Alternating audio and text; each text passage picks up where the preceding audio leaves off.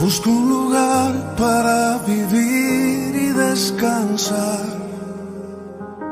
donde no hace falta ni llamar.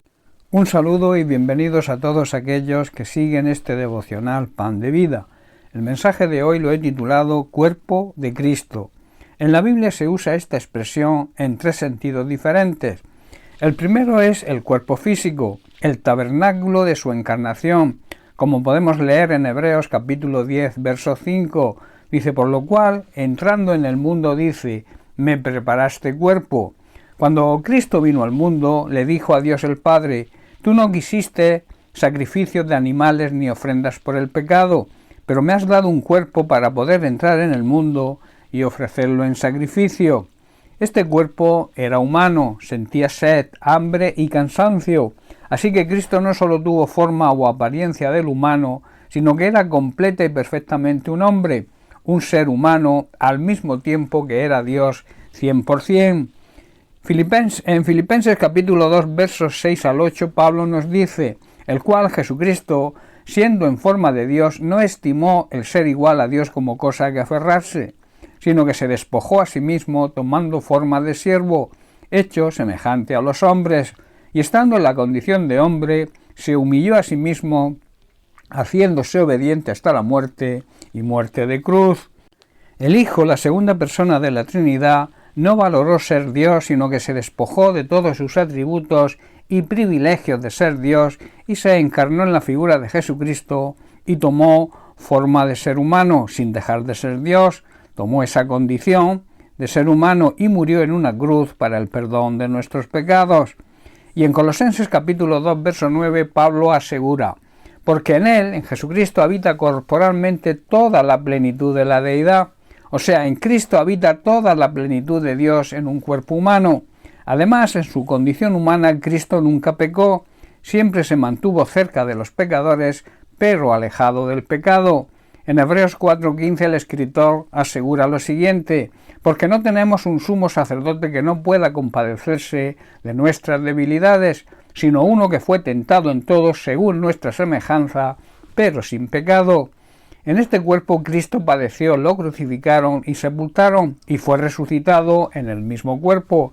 Cuando la Biblia dice que cuando las mujeres entraron al sepulcro, no vieron el cuerpo de Jesús, pero sufrió, según parece y enseñan las Sagradas Escrituras, cierta modificación.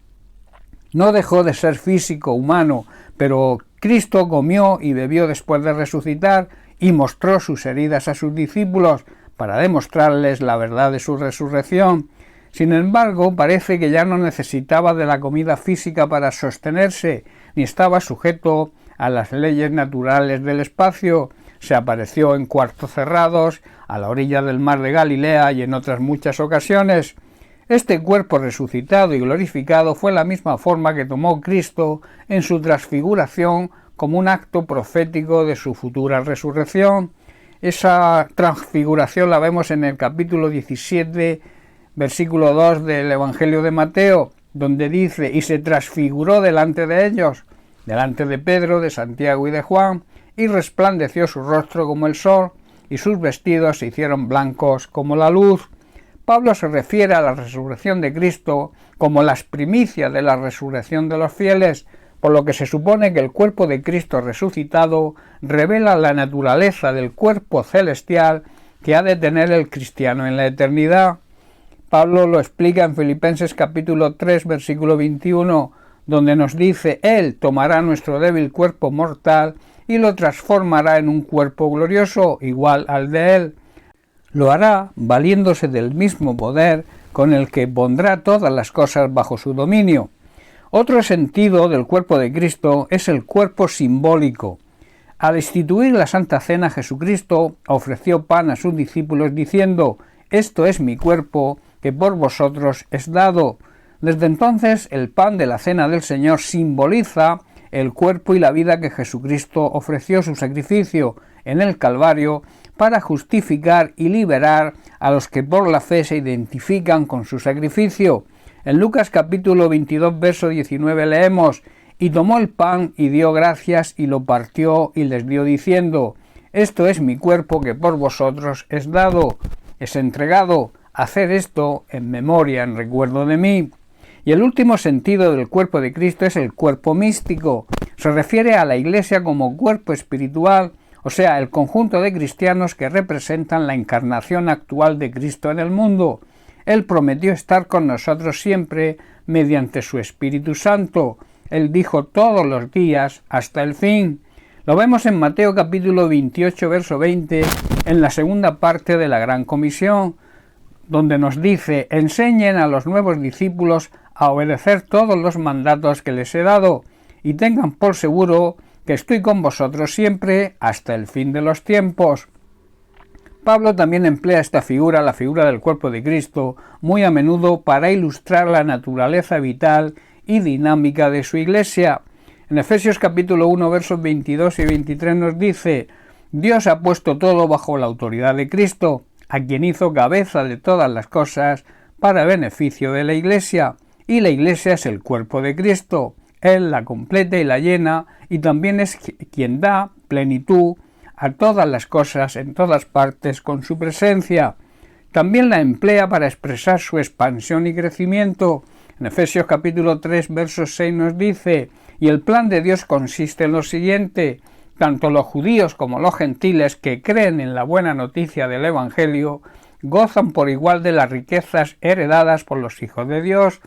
Ambos pueblos forman parte del mismo cuerpo y ambos disfrutan de la promesa de las bendiciones porque pertenecen a Cristo Jesús. Y en el libro de los Hechos capítulo 6, verso 7 leemos: y crecía la palabra del Señor, y el número de los discípulos se multiplicaba grandemente en Jerusalén. Vemos cómo crecía el cuerpo de Cristo, cómo crecía su Iglesia. Y sobre todo Pablo emplea la figura del cuerpo de Cristo para expresar la unidad de la Iglesia en medio de una abundante y diversidad de dones.